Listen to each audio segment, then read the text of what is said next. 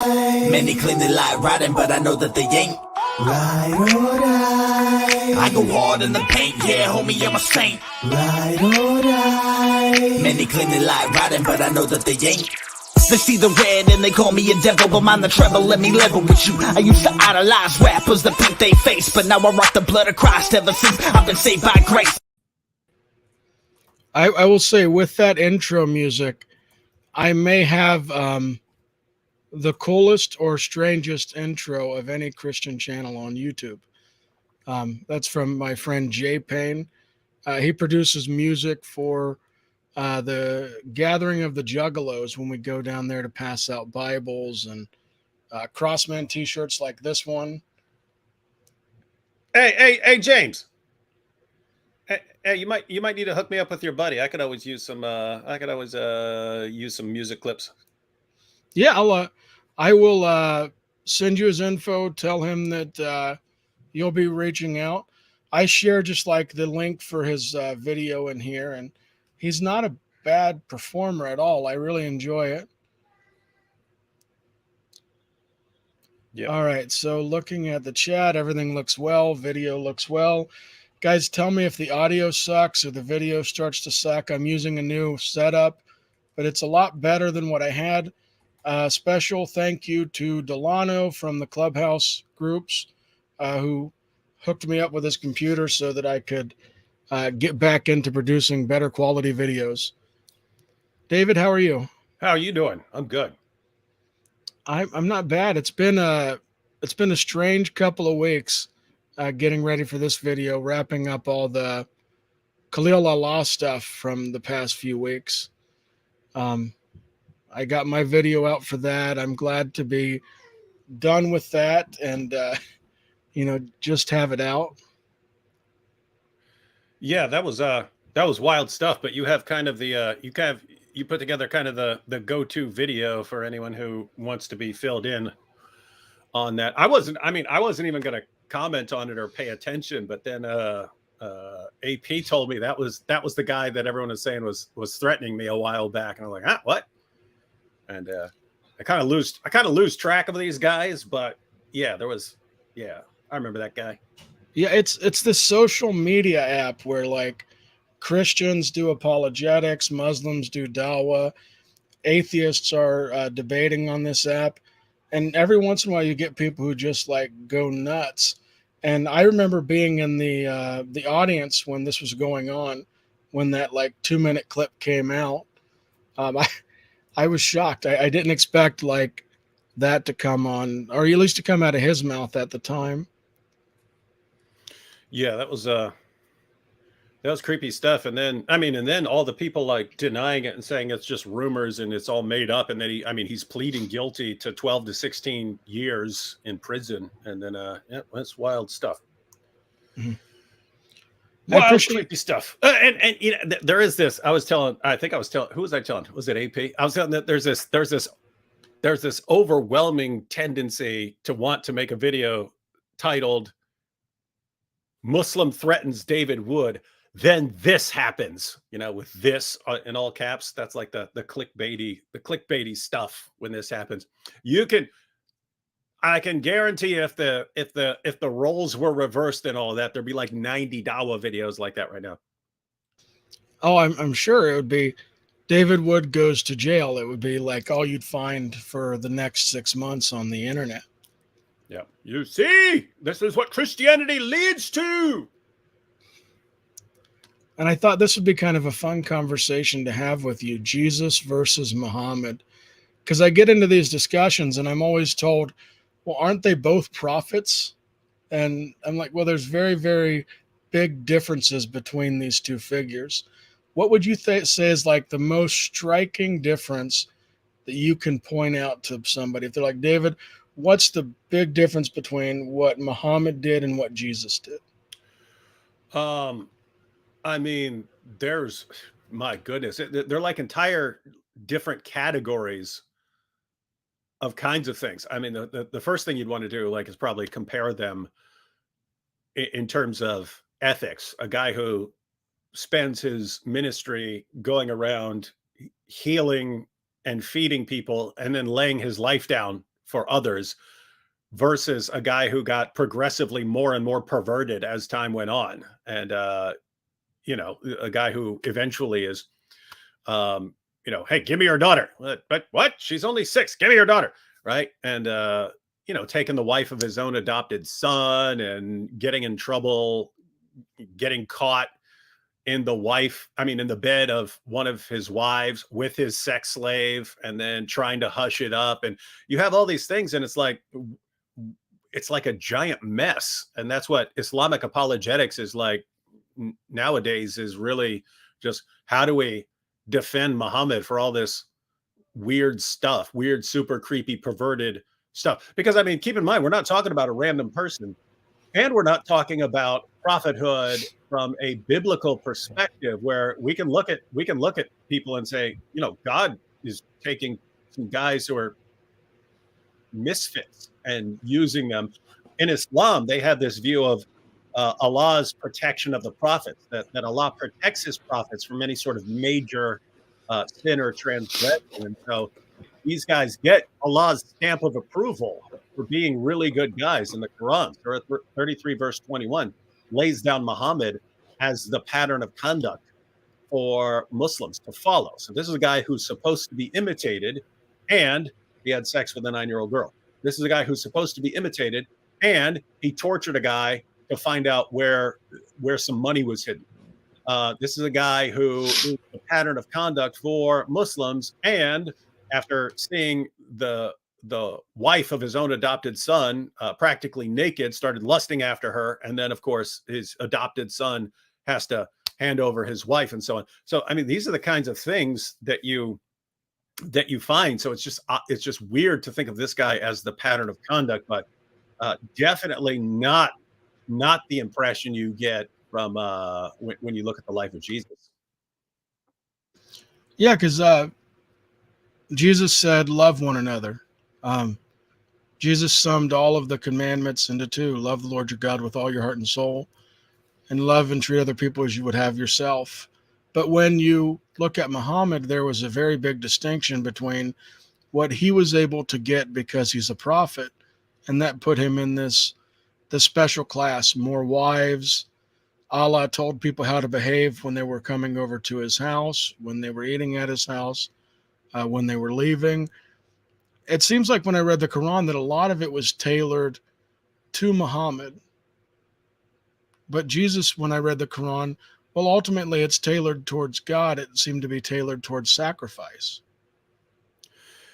Yeah, and notice the emphasis of Jesus on love. It's love the Lord your God with all your heart, mind, soul, strength. Love your neighbors, yourself, and then of course even love your enemies, according to Jesus. And he says you should love your enemies because God loves them, and you should want to be like your Father in heaven.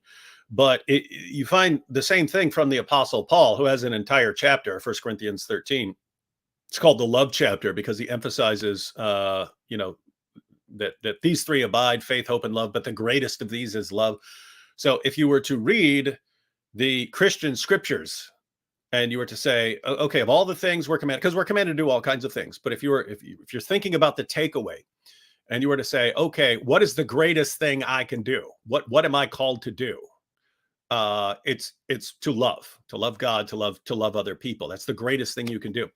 If you read the Muslim sources, you go through all of them and say, okay, what is the greatest thing I can do?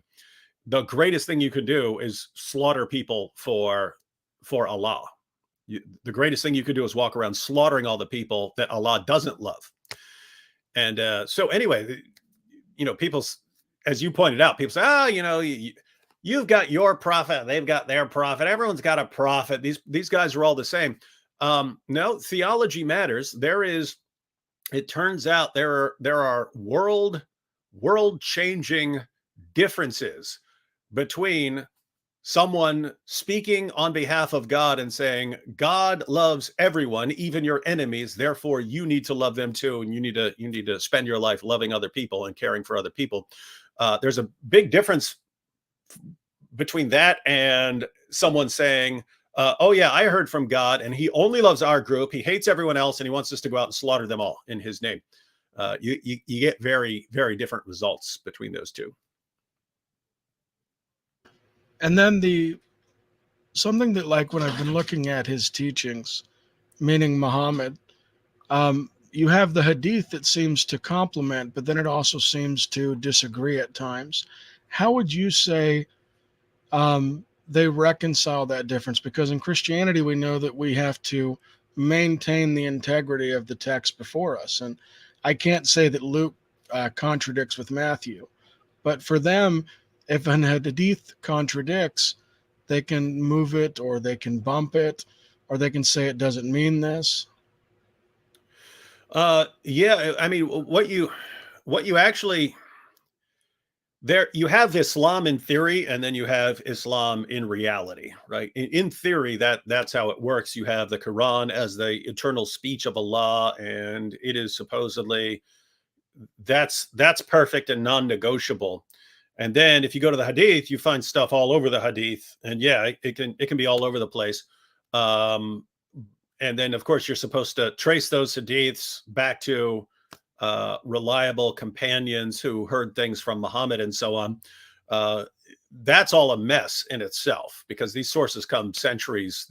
Their main sources come centuries after the time of Muhammad. So there's all sorts of fabrication and so on. And that's admitted. They admit this. They admit there was all sorts of massive fabrication, and that was part of the reason for the rise of these Hadith scholars. Was there was so much fabrication going on. They were trying to get back to what's authentic.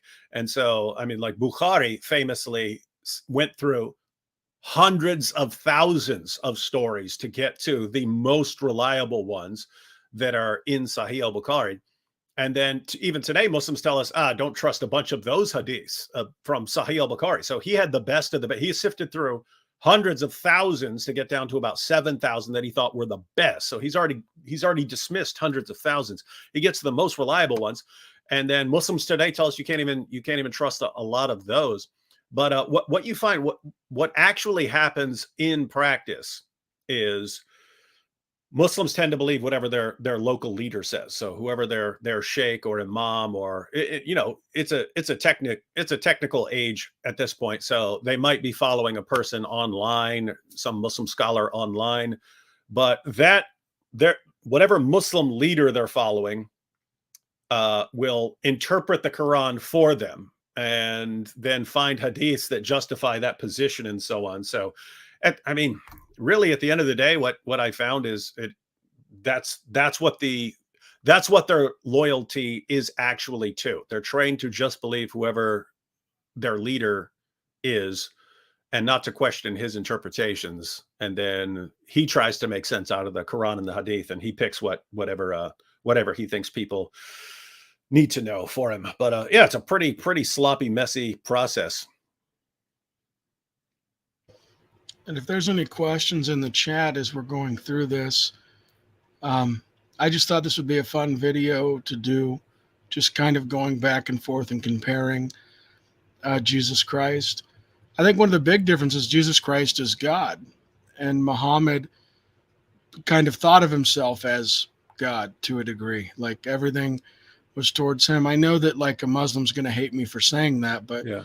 when it seems like everything is pointing back to you, like even in the Shahada, like he's included in with that.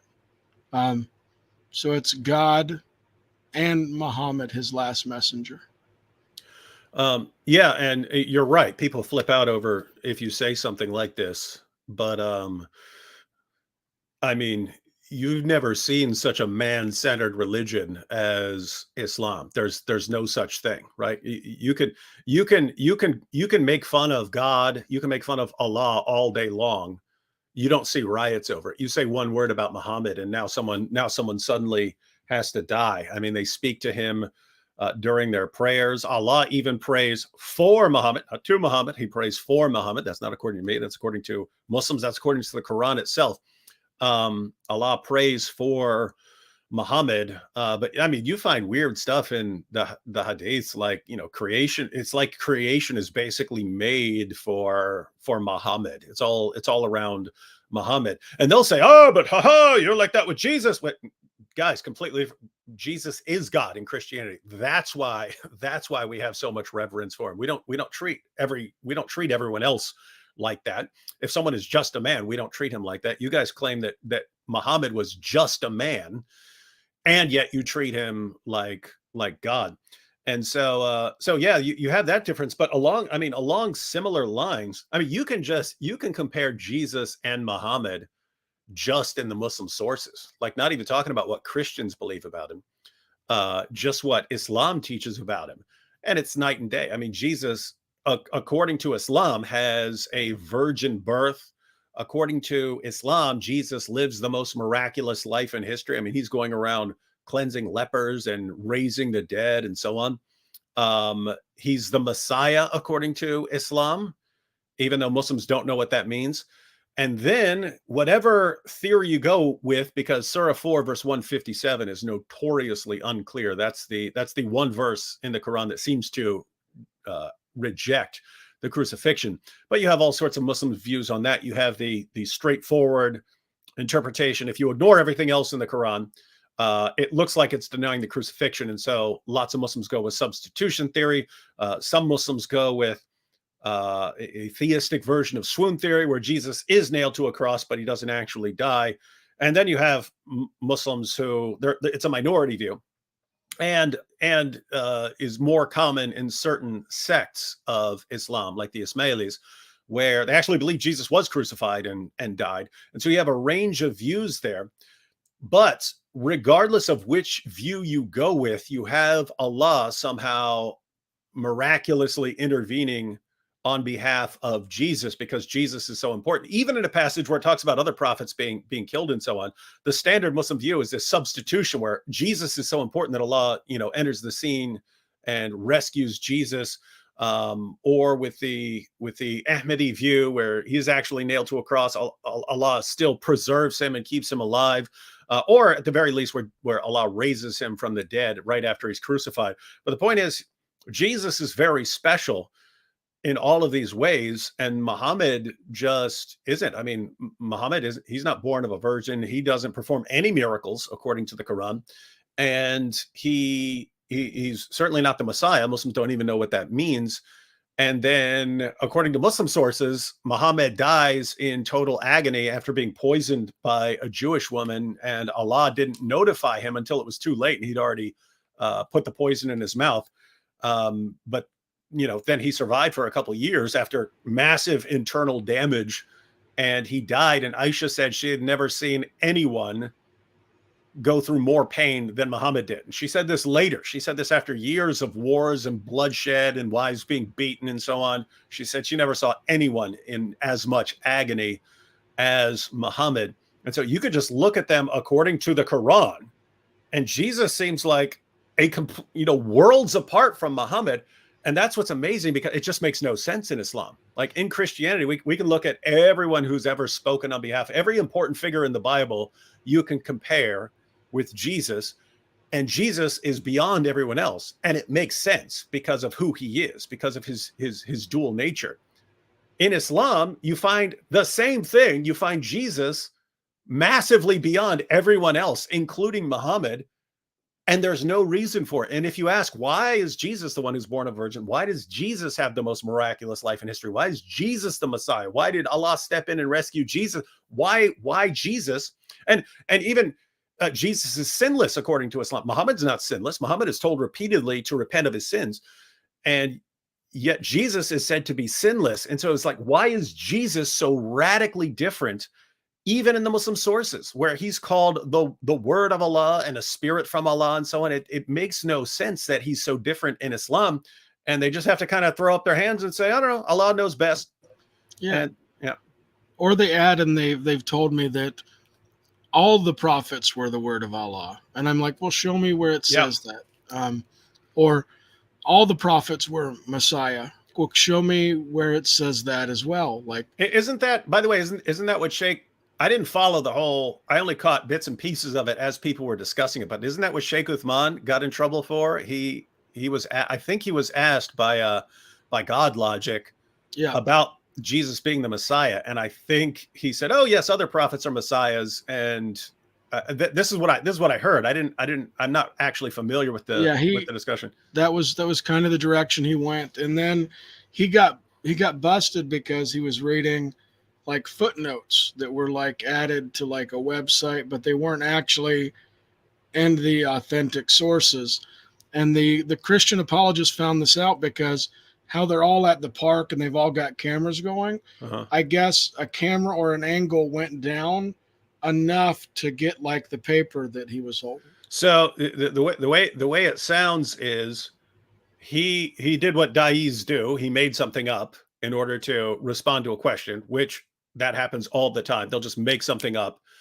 So he's asked about why Jesus is the Messiah and no one else is. And it sounds like, again, I'm not firm on the details because I just picked this up secondhand. But it sounds like, wait, no, I do remember seeing part of it. I did see part of a video, maybe when we were live streaming or something like, I don't know. But then he's asked why this is that Jesus is the Messiah, what it means. And I think his response was other prophets are the Messiahs too. And he's asked to defend that. And he said he'd come back and defend it. And yes, then came back with a source. So notice the pattern. It's lie in order to answer the question. Then if you get called on the lie, then show up with a source and say, look, here it is right here. See, it's right here. Not thinking that someone's actually going to look this up and say, wait a minute, that's a footnote. And it doesn't even say what you're saying. That's what I saw. I saw someone else. I saw one of the Arab speaking Christians went through this and were pointing out that it didn't say what he said. And it's in a footnote. And that's why they started calling him Sheikh Ibn Footnote. Yeah, this is yeah. Yes, I remember that. I'm reading the chat. There's a lot of talk about Isaac, the accusation of marrying a 3-year-old. Who's saying that? It is somebody in the chat. He's the Muslim apologist who is pushing that. That's Minge. That's the guy that guy got. I mean, that guy was on TV in his home country where they were going through his computer for porn or something. He says he was ultimately vindicated, something like that. He was on TV for this. He was on TV for this stuff. But what is it? Are they talking about Rebecca being 3? Is that what he's bringing up now? Notice the reality of Islam. We talked about Islam in theory and then Islam in reality. Islam in theory is we respect all of God's prophets and so on. If you look in reality, they respect one false prophet. And then based on their allegiance to that one false prophet, they lie about all the actual true prophets. And so, we respect Abraham and Isaac, and yet they will actually accuse Abraham and Isaac of being pedophiles. And so notice they say Isaac had sex with a 3-year-old, but Abraham's the one who sent his servant to get this 3-year-old. And so it's like this conspiracy of pedophilia. And these are guys who, I mean, any idiot can actually read the text, and it doesn't give an age for Rebecca. It says she's a young woman. She's doing tasks that no 3-year-old in the history of humanity could possibly do. She is most obviously not a 3-year-old. She is at least in her teens. And yet they'll lie in just why? Because your prophet had sex with a 9-year-old girl. That's why you're gonna now lie about Isaac and Abraham and claim we respect the prophet. We lie about them and call them pedophiles, but we respect them. This is demonic, right? This is demonic stuff. I talked to Sheikh Uthman about this very topic as well. I had to take the video down because for those who are looking for videos on my channel, any video that had Khalil Allah in it is gone. It's no longer public. I'll update any parts that I can that don't have him, but I'm not going to promote him, period. This was about a year back on his channel. But in the discussion, he was trying really hard to equivocate that there's 2 positions in Islam. One, she's 19. One, she's 6 and then 9 during conception, and that both are okay, but it's this big ball of mess. But he's using the authentic hadith while at the same time asserting that all the hadith from Aisha is authentic. She had good memory. Just somebody obviously told her her age was wrong. But all that being said, when he was arguing with Christians, he brought up Rebecca with me. And he looks at that passage, slams all the events together, takes a very strict literal approach to critique our faith, But even though he's got texts that he says are authentic, that says literally 6 and literally 9, all of a sudden there's a question. I just didn't buy it. Yeah, that's the difference. When we say Aisha was 6 when Muhammad married her, and that she was 9 when her prophet spread her legs and consummated the marriage with her. That's not us saying, oh, we don't really know, so we'll just make something up. That's what we read in Sahih al-Bukhari. That's what we read in Sahih Muslim. That's what we read in Sunan Abu Dawud. That's what we read in every single source that they tell us to go to. And that's on top of Surah 65, verse 4 of the Quran, where Allah specifically says you can marry a prepubescent girl. Muhammad hijab says that if you just go with what the Quran says, and you don't see that, like, Muhammad waited until Aisha was 9. He said if you just read the Quran, you'd think that you can have sex with a 5-year-old. That's not me. That's Muhammad Hijab, one of the most popular da'is on the planet, saying, according to the Quran, you could have sex with a 5-year-old. So you have that, and they just can't deal with criticism. And then so it's, oh, if you're pointing out what our books say as a matter of fact, we will just go to anyone in the Bible where no age is listed, and we'll just say, oh, yeah, that was a toddler. And you're all pedophiles. You're all these prophets that we respect. They're all pedophiles. This is sick stuff, man. These guys are, I mean, my God, again, it's demonic. It's like demonic. It's how do you convince people to attack God and attack all his prophets while thinking that you're actually defending God and defending his prophets? And that's what Islam is in a nutshell. Mm-hmm. And then still got our friend in the chat. He's just jumping from topic to topic. So I love when people bring this up. He says, according to the New Testament, Jesus was a sinner. See Galatians 3:13. For those who haven't read the book of Galatians, it's all about the law and being gone and under grace. And this particular passage that he's taking out of context says, Christ redeemed us from the course of the law, having become a curse for us. It was written, cursed is everyone who hangs on a tree. So if you understand the context, that's about the fulfillment, the completion. He's on the cross. He's taking our penalty, our punishment. It never says anything about being a sinner. So make sure when you see Muslim apologists bring these things up, just go read the verse yourself, and a lot can be batted away. Yeah. If you just read it in context, it's we're under a curse because we've broken the law, and then Christ takes that curse upon himself. And he's innocent, which is according that, I mean, my goodness. But just so you know, Menge is notoriously like the biggest. The only purpose of interacting with him is to expose their apologists as liars, right? To show, hey, look how sick and demonic these da'is are, right? That's the purpose. Other than that, I mean, show me a comment from Menge where he wasn't lying. Show me any statement, any video by Menge ever where he wasn't lying.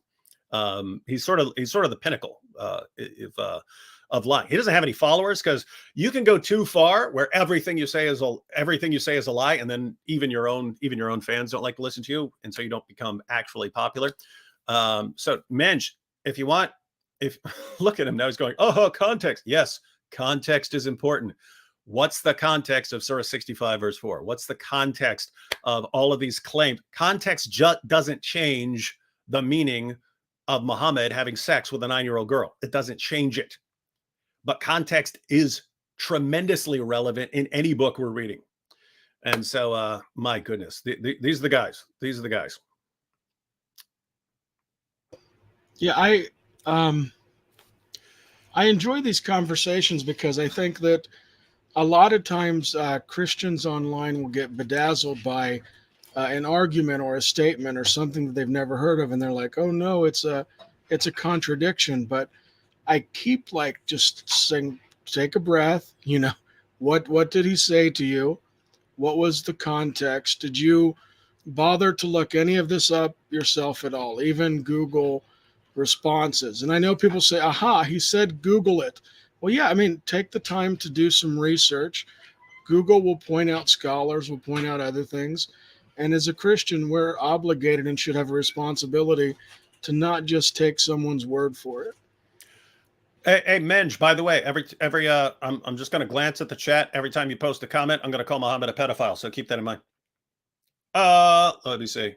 Hey, he says, I was around earlier than you, David Wood. Well, Menj, your prophet's a pedophile. Climbed on top of a 9-year-old girl. Do you know that's actually pedophilic disorder in the DSM-5? That the DSM is the manual. It's the manual for diagnosing mental illnesses. And if you look at the criteria for what's called pedophilic disorder, every criterion Muhammad fulfills perfect. So he would be, if Muhammad were around today, he would be diagnosed as having pedophilic disorder. And so, according to Islam, the greatest man that we're all supposed to imitate and follow was a guy who had pedophilic disorder. Oh my goodness. Hey, look at this. Now Minj says he doesn't care. He doesn't care if we call Muhammad a pedophile specifically because of him. Now it's one thing to say, hey, I don't care if you call Muhammad a pedophile on your own. You have to answer for yourself. But according to Surah 6, verse 108 of the Quran, if someone says, hey, if you do this and you toss out this insult, I'm going to insult your God in return. You're supposed to stop what you're doing. You're supposed to stop behavior that other people have warned you is going to lead to an insult of your religion. You're supposed to stop. He just said he does not care. He does not care what the Quran says. And the Muslim commentators, they say this applies to the religion in general. Someone's going to insult Muhammad because of what you're doing. Stop doing what you're doing. You don't want your behavior leading to people insulting Muhammad. And this is what I talk about again. Islam in theory and Islam in reality. Islam in theory, you would read the Quran and you would say, hey, if I'm going to go into a situation and people are going to insult Muhammad because of what I'm going to do, I need to not do those things. I need to not do things that I know are leading to insults against my God and my prophet. That's what you would think if you read the Quran, because that's what the Quran says. If you look at what Muslim apologists actually do, it's like they beg us to insult their God and their prophet. It's like, please, can you please? AP was just talking about this like early this morning. He was saying, why do Muslims keep insulting my mom? She's a Muslim. My mom is still a Muslim. And he keeps getting all these comments from Muslims that are insulting his mother. Oh, your mother, blah, blah, blah, blah, blah. And he's like, my mom's still a Muslim. What is wrong with you? And it's like they want to keep harassing him with insults, knowing that he's going to insult Muhammad in return. And they can't stop themselves. It's like on some deeper level of humanity, there's a part of them that's still spiritually active and alive and is crying out for the truth about their God and their prophet and their book. So anyways, this is very interesting stuff. But yes, definitely seems demonic. Yeah, I was just thinking as you were talking about like Muslim apologists doing very offensive things. You remember a younger Muslim apologist that you debated called Shadid Lewis? Oh yeah, I know. No, I knew Shadid for many years. He had, let me try to pull this up. Window.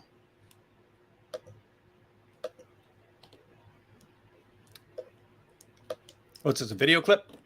Yeah, are you seeing the window okay, or is it Nope, you might need to try out your new system. Maybe I need to hit share first. That looks like it's sharing. There we go. Now it's a picture in a picture. Now it's us. So let me... Hey, it's us all the way down. There's like 50 of us. So let me bring this up. That was actually kind of cool. Jack Nicholson was trending. I don't know what that's for. All right, let me find this. This was shocking, but this is some of the apologetics that are going on currently right now on the Clubhouse scene. And let me find the video. Where? You'll have to see if you get audio with it. Sometimes you have to mess around with stuff a little bit.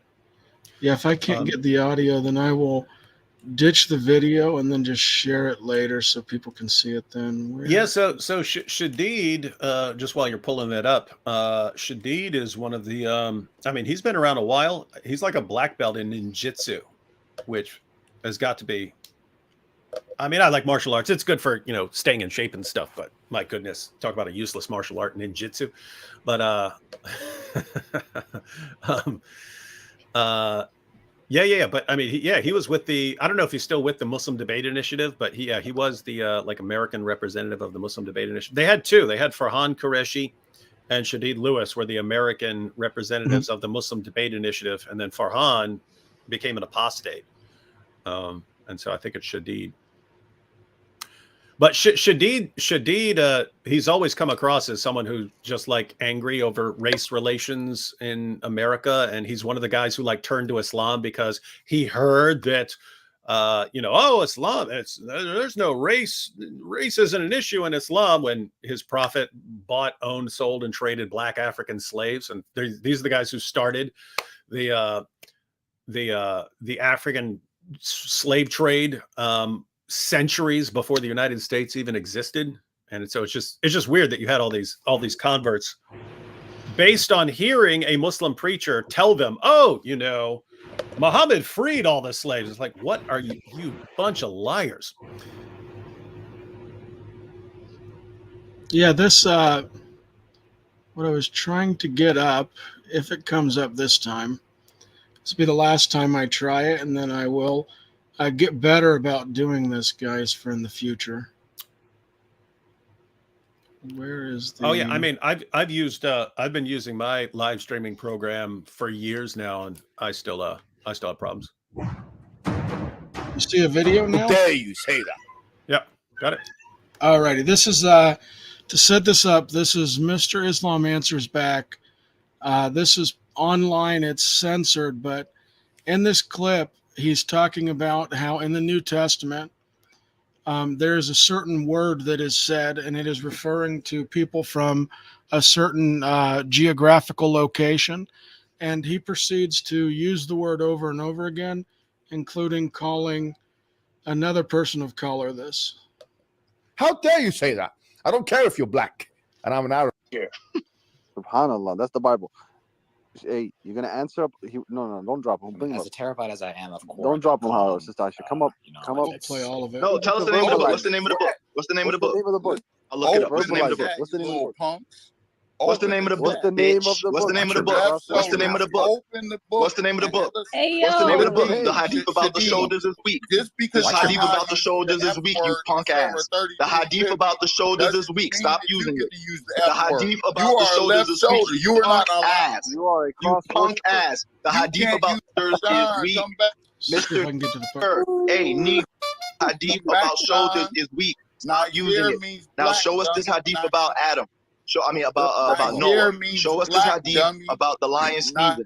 It doesn't. It's not pronounced Niger. You heard it. It's All right, that's what I wanted to show, just that like 30, 40 seconds.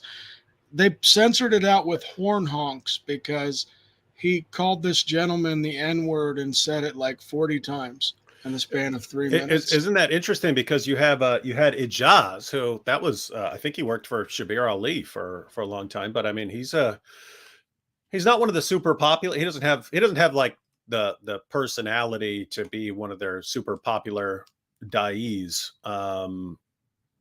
But I mean, he was calling a guy a wetback and stuff like this and doxing him. It's like these are the guys who are their apologists, right? I mean, it's crazy. And by the way, I mean, it doesn't get better as you move up the scale of popularity. I mean, you got Muhammad Hijab. I mean, sending out these veiled threats of rape and torture. And, he was sending me and AP all these messages about golden showers and stuff like that. And people in the chat were saying they were having to look up the perverted stuff that Hijab was talking about because they didn't even know what some of the sick stuff he was talking about meant. It's like all this weird, creepy fetish stuff. So you've got that. And then you've got Ali Dawah saying that if his daughter got her first menstrual cycle at the age of 9, he'd tell her that she's ready to be married and so on. It's like, these are your guys. These are the representatives. And really, to be fair, there can be a creepy person who infiltrates the system anywhere. So there were issues with Ravi Zacharias and so on. But here's the thing. You can only pull that off if you cover it up. in Christianity. You have to cover it up. You have to dupe everyone. You have to trick everyone into thinking that you are upstanding and noble.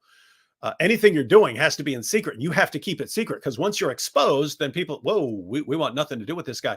In Islam, you can do this stuff and you get away with it. You can run around, golden showers. I mean, just imagine someone like William Lane Craig or something like that. Why don't you give the golden showers? We're gonna rape these women and blah blah blah. You would be done.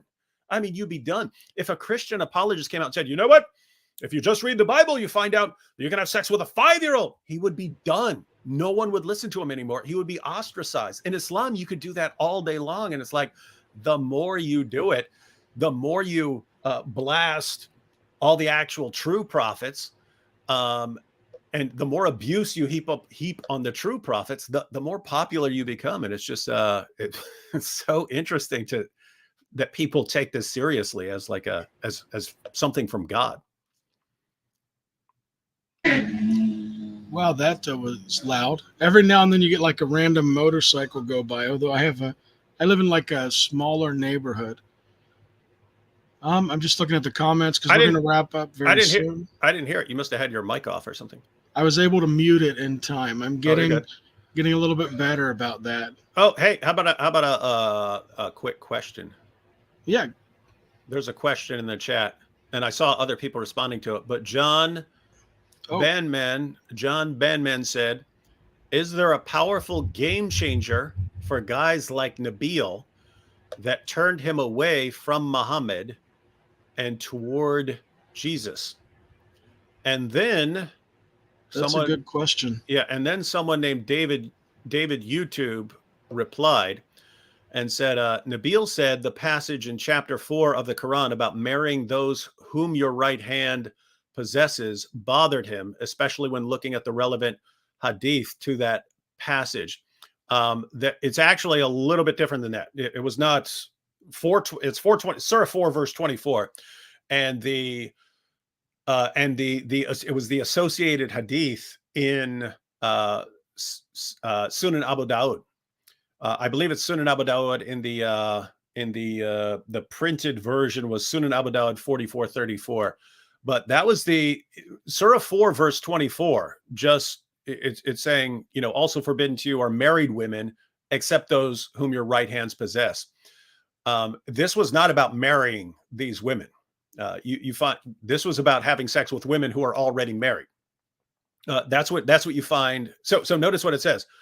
Also forbidden to you, it's talking about having forbidden for sex, are married women except those whom your right hands possess. Meaning it's okay if you have sex with a married woman that you captured.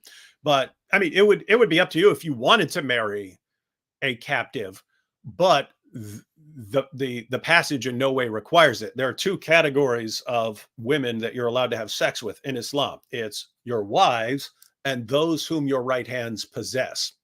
Your wives and those whom meaning women you've captured or slave girls.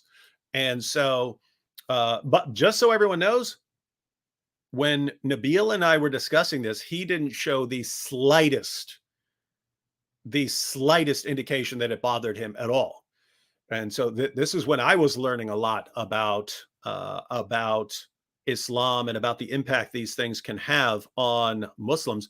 None of this ever appeared to be causing any sort of internal anguish for Nabil. It wasn't until later when he became a Christian that he admitted, oh, that some of that stuff was tearing me apart.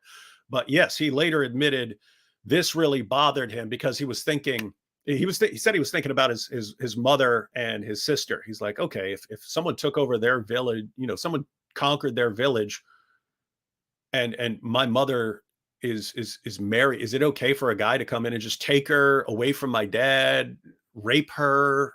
Is this really from God?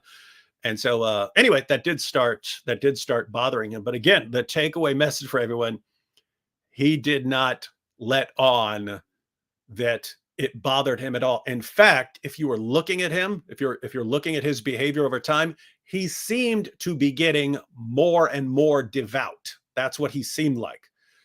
So he seemed like he was becoming a more devout Muslim until in the end, it just all collapsed. And so there is this tendency when you're doubting in Islam, there's this tendency to put on a better show to compensate for it. And so just keep that in mind. If you're a Christian and you're witnessing to a Muslim friend, because I get messages like this all the time. David, I've been talking to this Muslim for 2 years, no difference at all. You don't know what's going on. You don't know what's going on actually, inside that Muslim's head. And so I always tell them, I was like, Nabil gave no indication that these issues like this were bothering him at all, and yet they were. So yeah, stay the course. Do what you're supposed to do, and let God take care of the rest.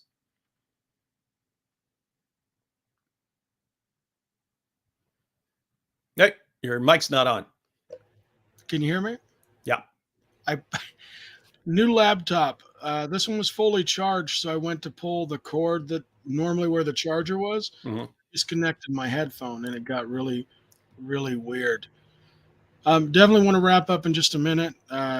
Don't want to keep you super long. I know you've already done some videos, and I appreciate you joining me for these short ones.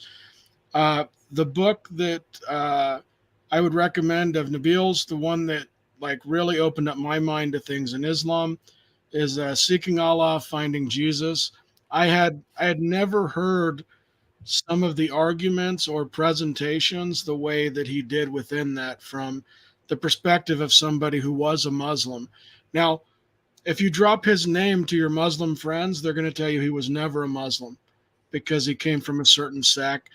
Ignore that, but look up the information that he provides in that, because when I was in chats with Muslims, not knowing anything about Islam, I would go look something up. They would have 15 answers for it. I had no idea that there was responses until I read this book from Nabil. Yeah. And that's yeah, it's funny. It's weird to me because, I spent over 4 years having discussions with Nabil, and the entire time he's trying to convince me that Islam's true and that Muhammad's a true prophet, and that I need to trust the information that I read about Muhammad in the Quran and Sahih al-Bukhari and Sahih Muslim and so on. And you of course read in there, and if you've simply recited the Shahada, you're a Muslim. And then Nabil eventually renounces Islam, and then he's not a Muslim, he's just an Ahmadi. And so it's it is funny when Ahmadis can have additional points and so on, because they do have their own sect and so on. But the arguments Nabil was using, it's like scientific arguments, and it's the same stuff you'd hear from Zakir Naik. And so this is the stuff that Nabil was using. And then it's just amazing because guys, there are relevant ad hominems, right? It is relevant in certain situations. If someone says something, you say, but I know this guy's a liar, I don't trust anything this guy says, or something like that. But if someone gives an argument and evidence, and it's from the sources that you all agree on, and then comes to reject an argument, guys, the argument and the response to the argument are not unique to that person. In other words, an argument stands on its own. If I say all men are mortal, Socrates is a man, therefore Socrates is mortal. If I make that argument, you don't say, oh, but I don't like David Wood. Look, he's stupid. Look, the argument stands or falls on its own merits. Either it's a good argument or it's a bad argument. And the arguments that Nabil eventually rejected from Islam and then exposed, he points out, hey, as a Muslim, I was told this, and it turned out I was told the Quran has been perfectly preserved. And then I found out, no, there are all these variants in the sources, and the Muslim sources are filled with all of these examples of chapters coming up missing and large passages being forgotten and so on. And so I realized that's a lie. And you share that with a Muslim, and they'll go, oh, but he was an Ahmadi. It's like, wait, what? Look, either what he said is true or what he said is false. It does what he said has no bearing on what sect he was from. The perfect preservation of the Quran is a common claim. It is exposed by either looking at the manuscript tradition, or by examining Qurans around the world today, or by going to the Muslim sources and seeing where all these things were changed. So you don't just dismiss. If you dismiss it all the evidence because you don't like the guy's sect, then that's called an irrelevant ad hominem. His sect is not relevant to what the actual argument is, and so that is a fallacy.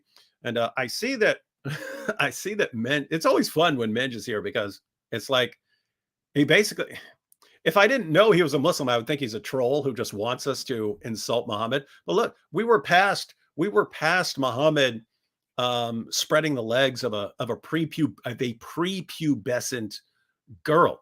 Men, but I cannot.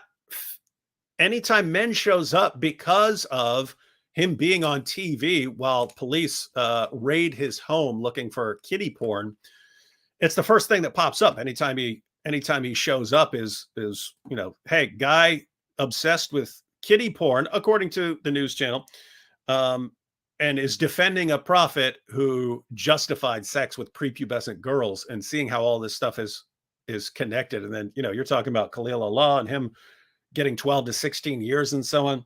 This is weird. This is weird stuff. My goodness, it's so weird. Now, I don't mean all that stuff. I mean the fact that they want us to talk about it. Like, we could be talking about other things. We could be talking about Nabil and his book and everything. And men just like, no, call my prophet a pedophile. I want it now. It's weird stuff, man. All right. Well, we're going to get ready to wrap up the video. It's a little bit longer than what I told David, which I'll try to stick better to the time next time. But I do appreciate you joining me. Do you have anything coming up this week?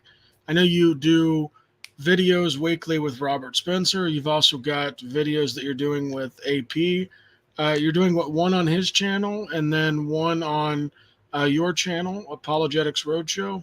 Yeah, we'll be. We normally go live on his channel on Saturdays and on my channel on Sundays, and then the following weekend, we definitely won't. Well, unless I guess it's possible we'll go live, but I'm going to be debating that. It's possible we'll go live after my debate, but I'm doing a debate in Texas. The live debate. Who are you debating? Kenny Bomer, and it's on the debate is on whether Muhammad's marriage to Aisha was ethical. So that's interesting. Didn't he just have a debate, like live, doing the same thing in Texas last year? Or the year before? I debated. Kenny and I debated this before. He challenged me. We debated, and then afterwards he said he wanted to do it over again. And I would normally. It's you would think why are we going to debate the same topic over again? But since it is on the issue of Muhammad and Aisha, guys, I'd be happy to debate that every single day for the rest of my life. It's creepy stuff I mean, it's not something I want to talk about, but when you're going around bragging about this guy being the greatest man who's ever lived, and this is the stuff in your sources, it needs to be exposed. So if he wants to debate it again, and then he wants to debate it again after that, and then debate it again after that, no problem. I will debate Muhammad's relationship with Aisha as many times as Kenny wants. And you could quote me on that, everyone who's watching. Yep. So everybody check out Apologetics Roadshow. Make sure to click the bell to get notifications for when it goes live. Follow for updates so you can watch this debate on the age of Aisha. I think that's all the housekeeping for right now. So I've been trying to figure out a good way to end the video. So I'm just going to say take care of each other. Because then I awkwardly go to try to get my branding and kick the outro. I go hard in the paint, yeah, homie, I'm a saint. Ride or die.